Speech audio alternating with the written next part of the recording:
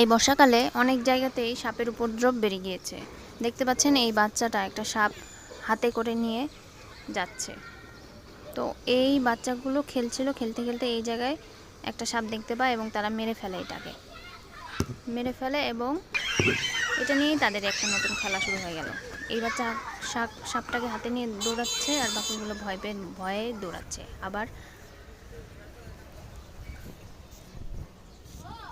আবার যখন এই বাচ্চাটা সরে যায় তখন ওরা একটু ভয় কমে গেলে আবার ফিরে ফিরে আসে। এই যে দেখছেন দুই একজন করে আসছে।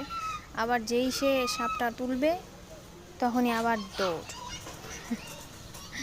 এটাই হচ্ছে বাচ্চাদের একটা নতুন খেলা, এখন চলছে কতক্ষণ ধরে।